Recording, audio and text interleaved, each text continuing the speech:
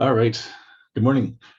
Okay, so today, mostly what I wanted to talk about is, we're getting close to the end of the course, and that means that people are putting together their plans for the summer, and well, not just the summer, but the summer and the rest of your lives. And so one of the things I wanted to go over was just the idea of kind of what's going on at U of T in game design outside of this course. Mostly this, like the student perspective is that 404 is kind of the end of this journey. But for those who are interested, this is actually kind of the stepping stone into something a little bit bigger. And I guess to tell the background of the story, this course was first started in 2007 because there were some students I'd been teaching who I'd taught 108 to, and they were saying, yeah, I'm getting close to fourth year, and I really wish I had like some way of doing like a game. That's the whole reason I went into computer science, was that I could get into game design. And so I said, okay, well, let me look into this. And, as it turns out, I was able to put together a course. It was a 490 course at the time. So, kind of a special topics capstone thing. And so I was able to model it after a game design course I saw at, I think, University of North Carolina. Anyway, so I put something together, and the result of it was so successful that immediately afterwards, there was a push to have this integrated as part of the curriculum. And so 404 was born. I even got a chance I got to pick the course code. So that was kind of fun. Anyway, but since then, like after a few years of teaching the course and, finally figuring out what I was doing, suddenly there were people who were approaching me about, we want to be able to do projects related to game design. And apparently you're the guy. To which I was like, haha, really? I'm just some guy who wanted to put a course together because our students wanted it. But suddenly I became, the person that people went to for anything related to game design. So this is very much a case of faking it until you make it. So I was like, okay, all right, well, we'll see what we can do. And we started getting involved in various projects. And that was when I started to realize the enormity of like where game design, like all the things that game design touches these days. And so what I want to mainly go over today is just, a brief glimpse into the history of what kind of stuff we've seen, so that, A, you can have an idea of where the skills you're learning from this course can go in the future. And B, for those of you who are, say, trying to figure out what kind of credits to fill your summers with, there's options to be able to work on game design projects if that's where your interests are. So anyway, now that you've got the background, that, after 2007, fast forward maybe about 5 years, when I started to really kind of get my feet under me, that's when we started to get approached by people. So the ones who first started talking to us were people from the Department of Psychology. There were some people there who were working on using games in order to help, well, some certain groups of people. So we had one was, I think Ian Spence was doing games, like he was having people play Medal of Honor, and he was having seniors play it. And what he was showing was that people who played Medal of Honor, it helped their cognitive abilities. So there's certain groups where, like, say their cognitive abilities were already pretty high, so people who game regularly anyway, but people who don't, it helped take whatever the gap was in their cognitive skills and reduce it by more than half. And so the idea was that, yeah, playing these things helped with, your ability to observe, to classify, and then, to respond to various visual stimuli. So, doing that enough times helped your reaction time and, generally helped your cognitive abilities. And what they were wanting to do was, work on this with seniors. So the seniors whose cognitive skills were declining, they actually used these games like Medal of Honor to help kind of bolster their skills so that, their brain functions continued. It was really interesting. And so when they came to me, the idea was, well, the only problem is that we don't necessarily want a bunch of senior citizens playing Medal of Honor, while this game itself, the characteristics of it have what we're looking for. Perhaps, there's a certain PTSD quality to playing like a World War II game that we don't necessarily want to subject to seniors. So that was the beginning, right? All right, well, we've got some people who want to make games outside of this 404 class. Maybe they can help make a game for you. And so that's what we did. We were starting to make games for seniors that captured some of the elements of the Medal of Honor series without that particular aesthetic or, imagery. All right. Anyway, so it went from there. The games for children, we got approached by Universal Canada. They wanted to make games to help accompany this line of books.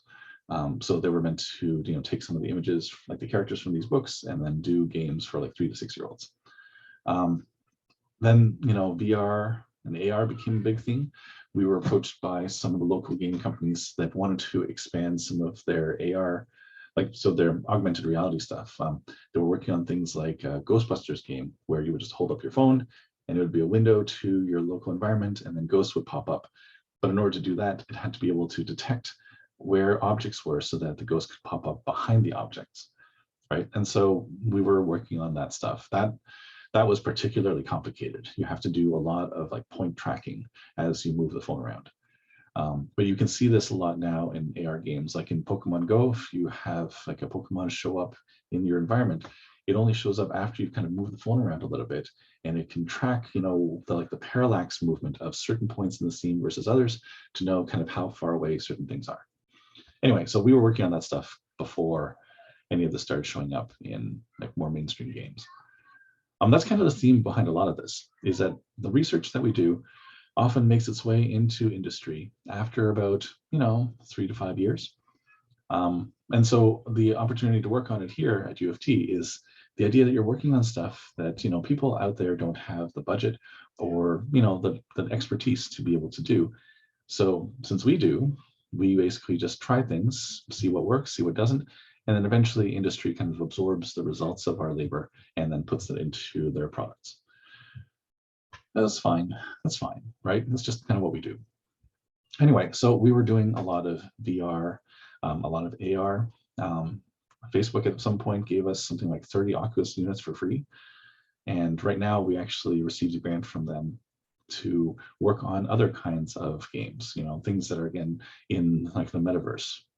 So, if people are interested in that, let me know.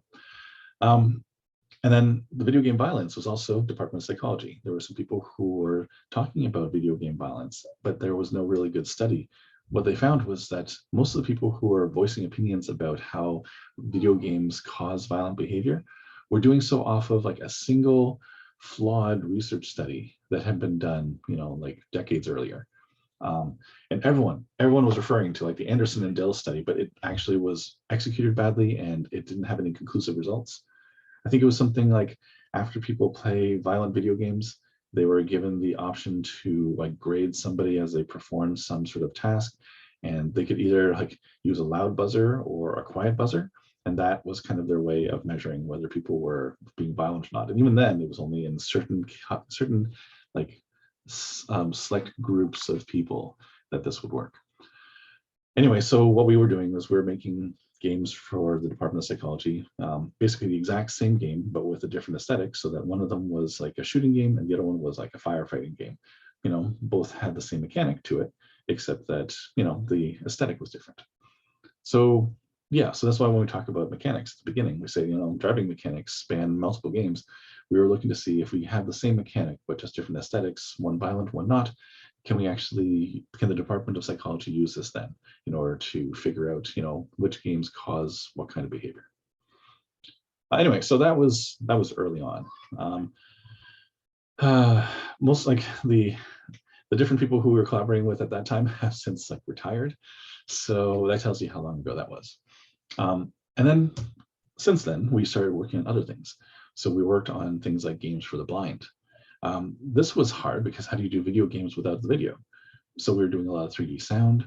We were doing a lot of things with like, haptic devices, but we're also encountering like difficulties like, phones these days are a bit of a step backwards for blind players because, there's a visual aspect to your smartphone that didn't exist when everything was push button.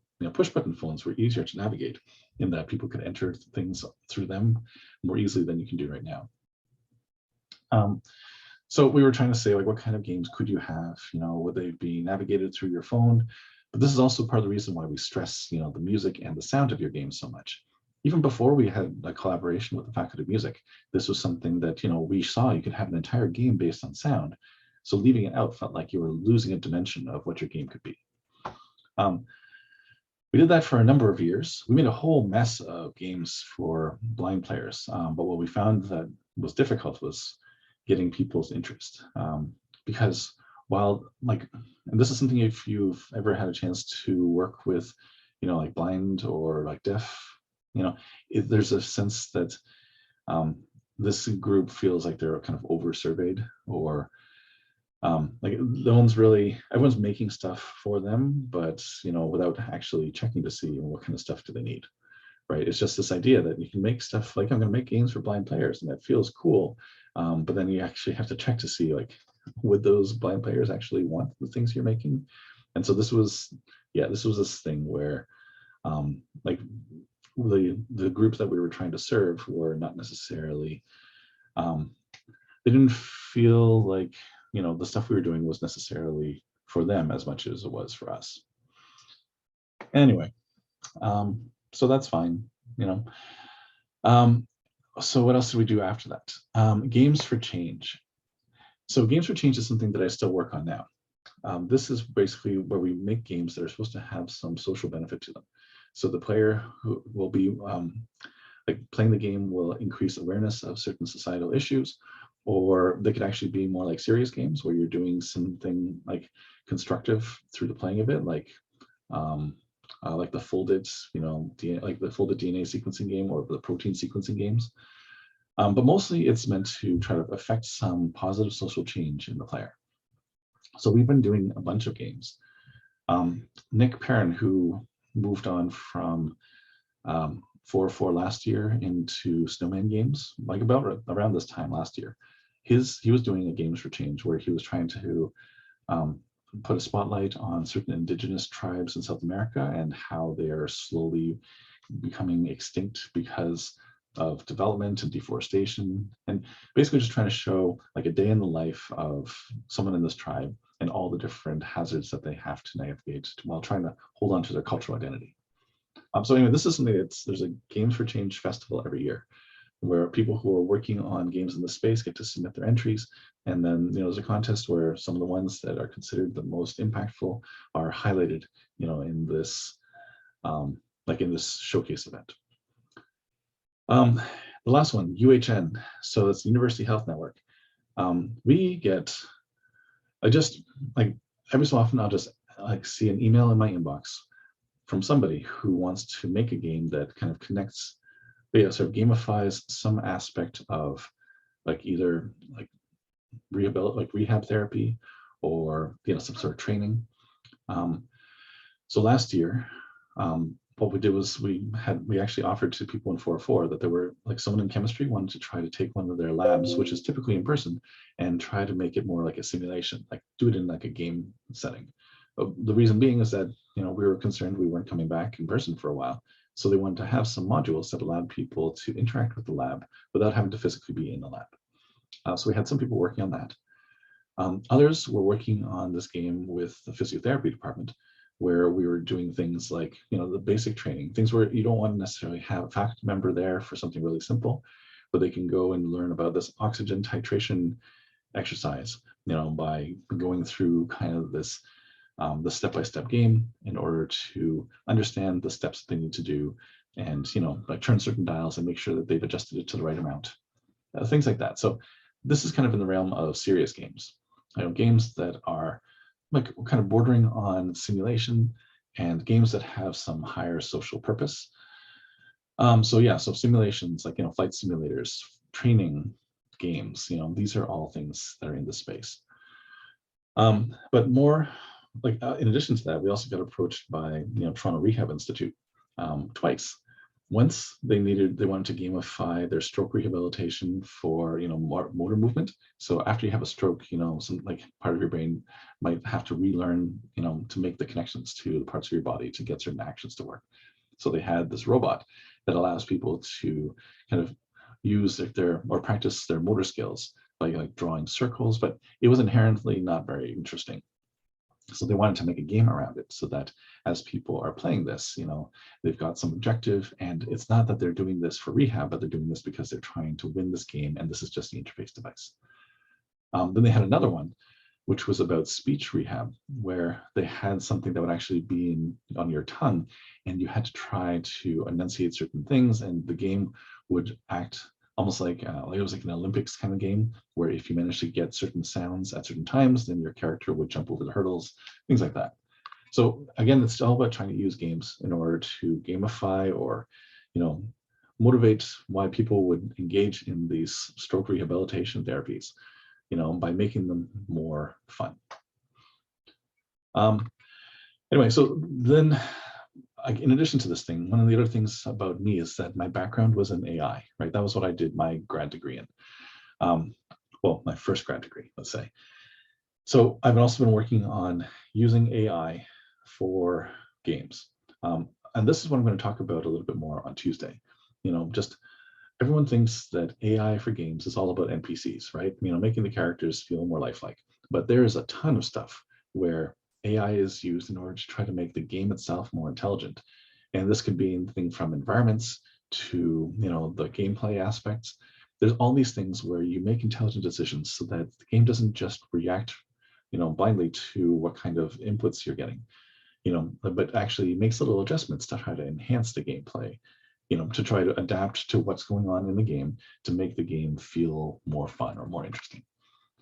Anyway, that's what we'll talk a little bit more on Tuesday. But like similar to, like on the side to that, we were working on things like game recommender systems. So like, the Netflix kind of recommender for playing games. Yeah, that was okay.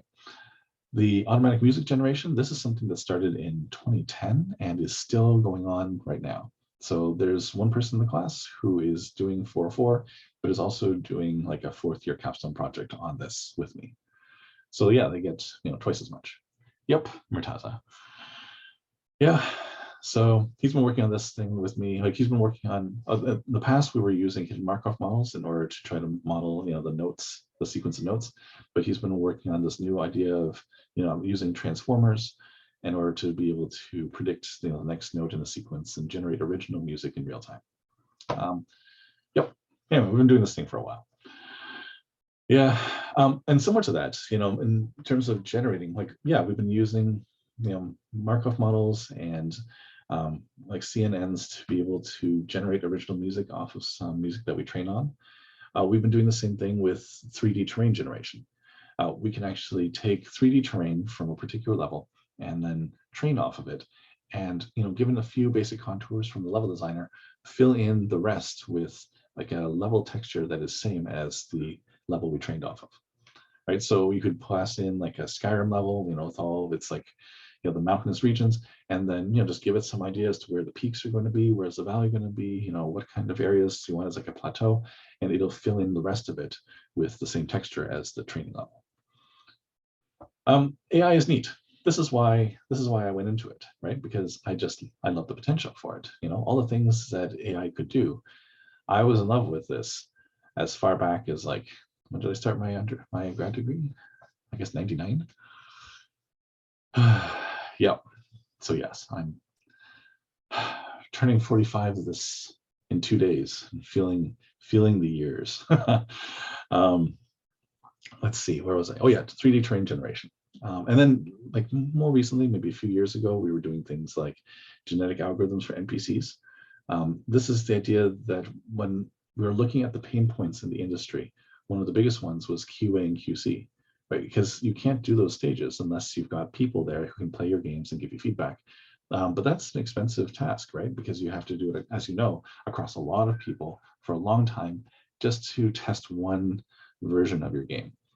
So what we were trying to do is to see if we could automate some of that, and creating these NPCs that could play through a level and then give you some idea as to like the heat maps to see where the characters die a lot. But as we started to do this, we realized, what, we actually want to train up these AIs so that we can see what player style this level favors. So we would do these giant death matches with AIs that were all slightly adjusted from each other through genetic algorithms, and then we'd see which which combinations of features caused, the most deaths, which ones ended up surviving the longest, and then we could tell, like Ubisoft, for instance, this level favors like aggro players versus like, I don't know, campers, and see if that's the kind of thing that they wanted that level to do. Anyway, so that was basically what we were doing for a while, just finding intersections between AI and gaming that weren't about game AI. Anyway, so that brings us to, I guess, more recent times. More recently, and in fact, what day is today? A year ago, yesterday, I had to present this thing. This was my PhD thesis. I've been doing so much game design research on the side, and while the department definitely recognizes some of the work we do, there was a sense that, this should go towards something, right? Like, what's the ultimate goal of doing all this stuff except just to satisfy my own, sense of curiosity? And I realized, what? I never actually finished a PhD. Like, being a teaching faculty, that wasn't a requirement. You could do it with a master's degree, and that's what I did. But this feeling is, I'm doing all this research on the side anyway. Wouldn't it be nice to kind of have that go towards something? Plus, I also had my first child on the way, and I wanted a plan that allowed me to stay home, do something that counted for my sabbatical work while also being able to take care of my kid. So I took a full year sabbatical, signed up for the PhD, and that was 2015. So last year, in the middle of the pandemic, I defended my thesis over Zoom. Yeah. And so that kind of brings me to like the last bit of what we're doing. And this is something where Arya has some personal experience with this, because over the years, I have enlisted a number of people to help with this. I even think, let's see. Yeah, so even in my acknowledgement section, there is like the list of all the people who have been making games with me over the summers. And there's Arya's name right there. So dozens and dozens of people over several years were helping with this through our ROP courses. The idea was that we were, like my thesis research was meant to try to see what kind of design features make for effective educational games. So before I actually signed up for this PhD, like I had been realizing that we'd been making games that were all about education anyway, right? Everything that we had been talking about, like games for seniors, games for children, they all involved some sort of learning, because you have to train people on what the steps are, like how do they get up to speed on the controls, how to, what kind of like subject material you're trying to teach them. But over the years, what he had kind of learned was that, when people tried to make these educational games, they were either educational or they were fun, but they were rarely both things at the same time. So that was kind of a shame. But occasionally, you'd read up on educational game research, and people would be making these games, and some of them would have success, and they would publish them. But what we also found was that the studies that were out there on educational games weren't particularly helpful. Like, they were interesting to be able to look at this case study, but if you're making your own game, it's difficult to be able to transfer the knowledge or the successes that you read about into the games you make, because every game has very specific circumstances, right? Like, it's a game for this subject, it's a game with these. It's a game for this particular topic. It's a game with these kinds of participants. It's like this particular genre, and it was made in this particular way. Unless you're going to completely reproduce that, you can't necessarily expect any of the success that the authors have. So they're not particularly helpful. So what we were trying to say is, after working on a lot of these things, like games that were supposed to teach people things for a while, it was great to be able to work on these games, and we'd been doing them for a while before my PhD started. But it would be nice to be able to say what actually is making them, like any of the games that work well, what's making them successful. The ones that fail, what's making them fail, right? We didn't have a good sense of that, not in a generalizable way. So that was kind of where my research came in. We had everyone, when they do like a PhD, they have to have a research question. It's going to be the thing that you are trying to ask, or sorry, the question you're asking that you're hoping your research will answer. So these things have to be crafted, so those are going into grad school. This is one of the things you have to look forward to, having to be able to craft a research question in a way that is both interesting and understandable and answerable. And so when it came to doing the research goals, what we wanted to do was to be able to help people who are in the industry to say, look, if you're making an educational game, don't just, fumble your way through until you make something that sort of works. We want to be able to give you some design principles that you can follow that help you, like we know with software engineering principles, we know certain things will, cause your software project to fail, whereas, certain processes will help you succeed. We want to be able to give you that same kind of insider guidance on educational game design. And we want to make sure that whatever results we got were generalizable. Okay, so how did this work? Well, what we needed to do is we needed to first find out, okay, what kind of design features are we looking at? And so we ended up having 1 year of our study. This was, the first year of my PhD was just making games and figuring out what kind of design features are in there. So we found about 23 different features that go into educational games.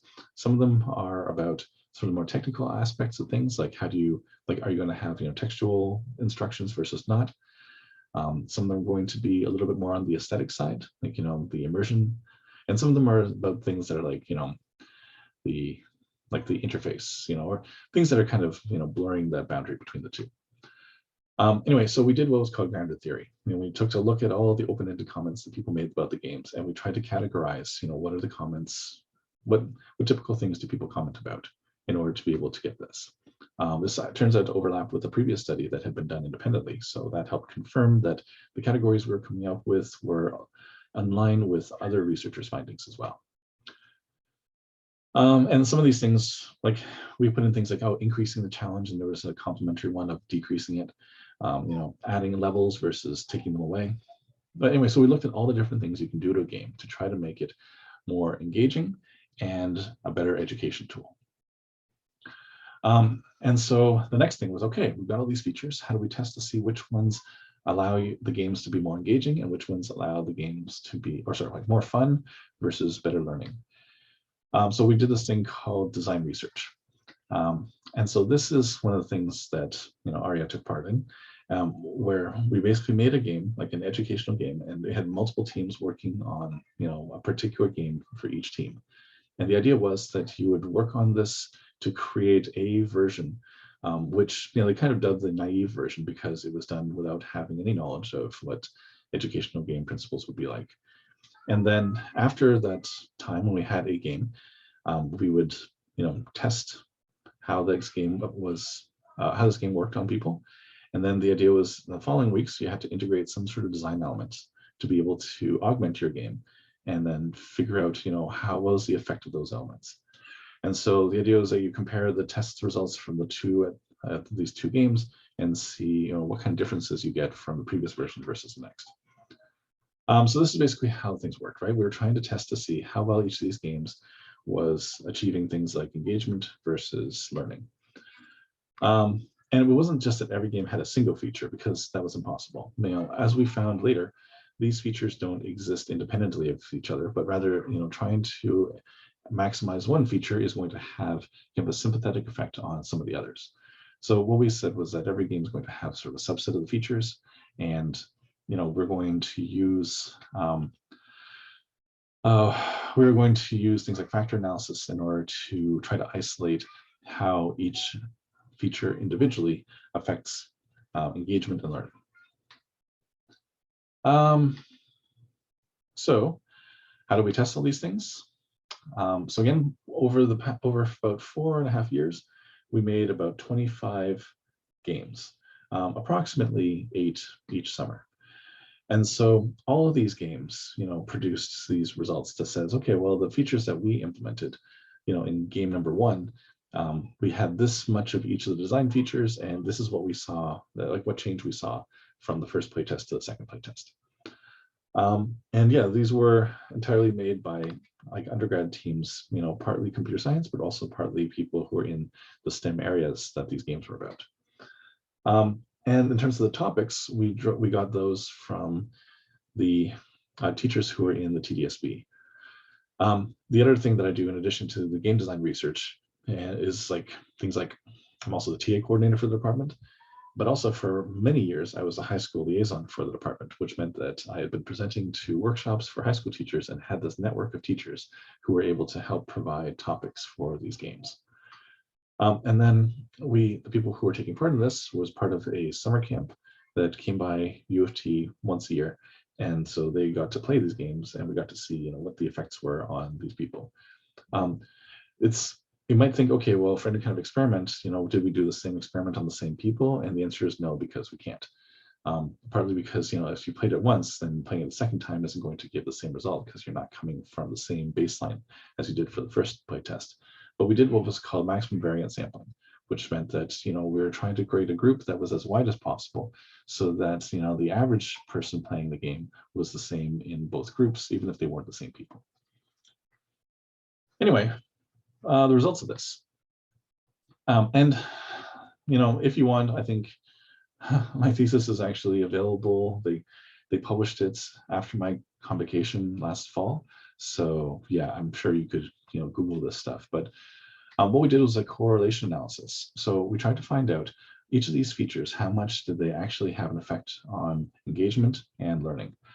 And so what we found was that when it came to things like engagement, things like immersion, immersion was this idea of trying to create a consistent experience, and it didn't jar the player out of, the feeling that they got by being in the game. I had a high correlation to engagement, but so did making your learning goals explicit. And this is why the research was fun, because immersion is something that you would have expected, but learning goals was surprising. You'd think that that was going to be something that affects your, the learning outcomes, but making your learning goals explicit, maybe in this setting because they know they're educational games, helps people engage better with them and makes the games feel more fun because they know what the game is about. So anyway, so that's basically what we're trying to do there. Is we also show that when it came to the educational side, subject integration was a big part. So instead of having a game where you play something fun and then you do some sort of math, having them the actual task that you're trying to teach people be integral to the gameplay was the thing that helped people learn better. This was a big result, right? That you really need to make sure that the main mechanic for the game involves whatever STEM skill that game is supposed to teach in a way that makes it feel natural instead of feeling like you're going back and forth between fun and work. Anyway, so basically we had these things mapped out. What we found was that there was no feature that existed kind of in this top right corner. So it was both a great effect on engagement and on learning. What we ended up seeing as a result of this was that, there was actually kind of an axis where if something was really strong on engagement and it would be kind of weak on learning and vice versa. There were some that could be weak on both. So you could have a feature that actually negatively affected both dimensions, but you couldn't have something that was good on both. So that's unfortunate. So basically what we found was that when it came to things like engagement, there was things like visual cues were helpful, immersion was helpful, level behavior and user interfaces. And then the unexpected one was learning goals. So when we talk about making your games fun, we are always talking about some of these things, right? Like trying to make the game a better communicator, provide those cues that allow the player to know what they're supposed to do so that they know how to succeed in this game.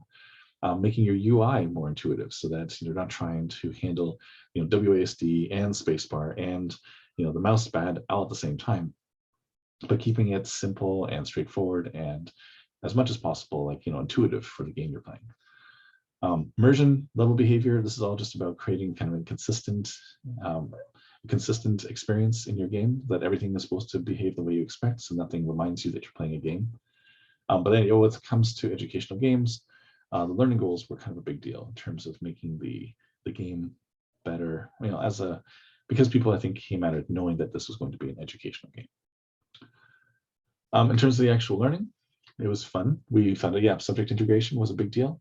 basically making like, so the best games were the ones where if you're trying to teach them like multiplication, then, one of the things that they have to do in order to succeed is to like, like take, this attack you've got and use like this crystal that can amplify it, by like doubling it or tripling it.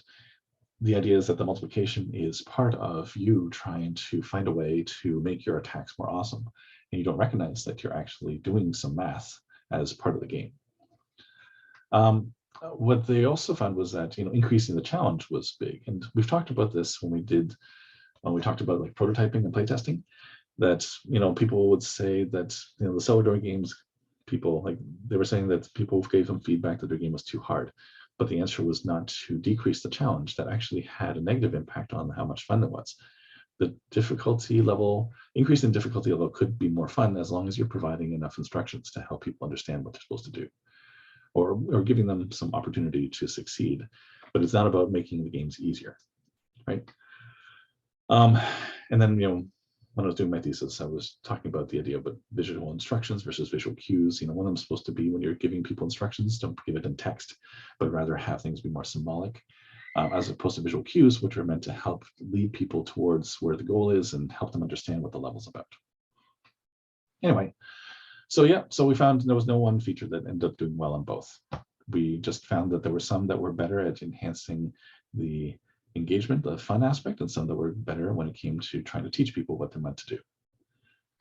And we also found, we did these things like cross correlation analysis, saying, okay, if you did take one feature and you really decided to max it out, what other features would you find go up with it? And so what we provided was sort of a series of graphs that told people, like, if you decide to take one of these 23 features and maximize it, here's what the sympathetic effects are on some of the other features. So that if you wanted to, say, focus on one, knowing that you're going to get these other ones as part of the package, and that helps people in the design feature or the design role figure out what kind of things they're going to focus on. Yep. The other things that we tried to do, some sort of data analysis, can we cluster these things into meta features? 23 features seems like a lot. Maybe there's really only 2 features and they manifest in different ways. And the best we could do is, when it comes to clustering, there was like kind of 2 major clusters, like one that was described by, like design features like learning goals and like increasing number of levels. And the other one was more like, the immersion and level progression. But these were very like tightly, like these were like, there was some coupling between these 2, even if we narrowed it down to these 2 clusters. Anyway, so this is what I had to do. For 5 years, it was mostly just making games and then testing the results. And at the end, it was about taking these results and trying to figure out, what can we see from them?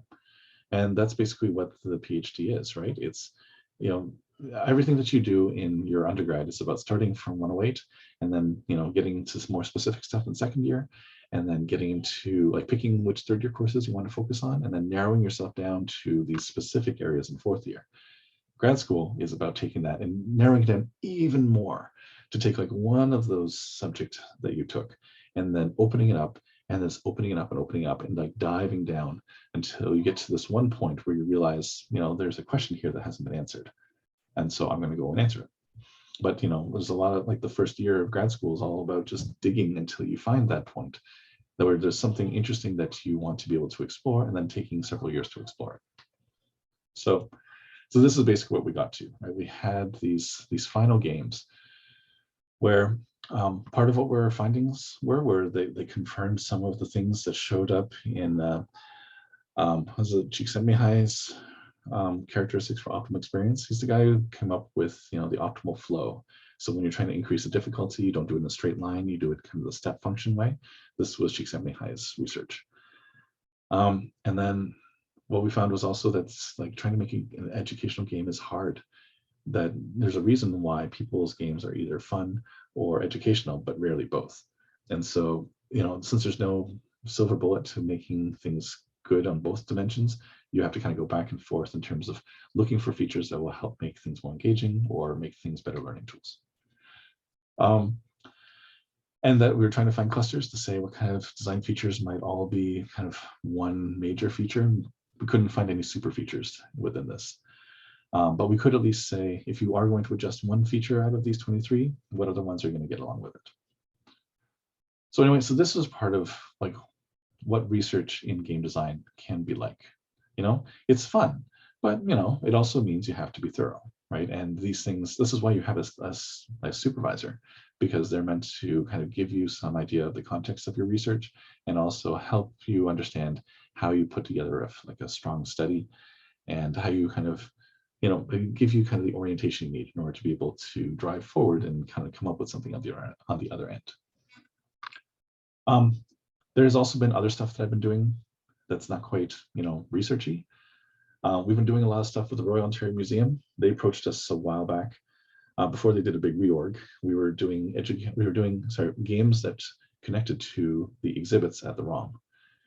So they would have things like, well, they would tell us they don't need games for things like mummies or dinosaurs because no one needs encouragement to go to those exhibits. But they had us work on other things like the Victorian furniture exhibit, or some of the some of the medieval, like the medieval art exhibits, or like the armor. So what we were doing is we'd go through the ROM and we'd find different parts of their exhibits that could use more attention, like the Elizabethan furniture, and find a way of making games around that. Like what kind of games could you make? VR games, things that were more mobile phone game based, like scavenger hunt type things, and making games that would work with the ROM. And we made a few of those. We did things with Nuit Blanche. So I don't know if anyone's gone to Nuit Blanche, but it's this overnight art exhibit that takes place usually in late October. And so the entire city becomes one big outdoor art gallery. So we were making a few games, like this one where we had a few, I think it was like these Subarus, and we made a game that you would play out of the back of these Subarus, where you basically drive around an artist rendition of downtown Toronto, and collecting items together. So it was like a collaborative racing game. Just been doing this for a long time. It's funny how these things happen. The community events. So we were doing things like Google's Geek Street, where we were taking some of the games that were made in the summer, and then we had them at this outdoor event in the Distillery District, where people like at-risk youth would come by and they would see all the different kind of STEM activities they could get engaged in. And one of them was, making these video games, what else? Game jams. So again, there's a lot of game jams and contests that will happen around the city. And there was a time when there was some game jams that happened in like early January that would actually be done for money. So what we would actually do is that the game jams for this course would actually, they take place in the same weekend that these contests took place. And after you were done, you're doing your game jam with your group, you could actually take that game and submit it to this contest. And a few of them actually managed to win money for it. So I think, this one's got like one check for $1,000. This one had a check for $5,000. The most we got was, a $5,000 check for the people who made the game for this group. And let's see. And the last thing was about GDC.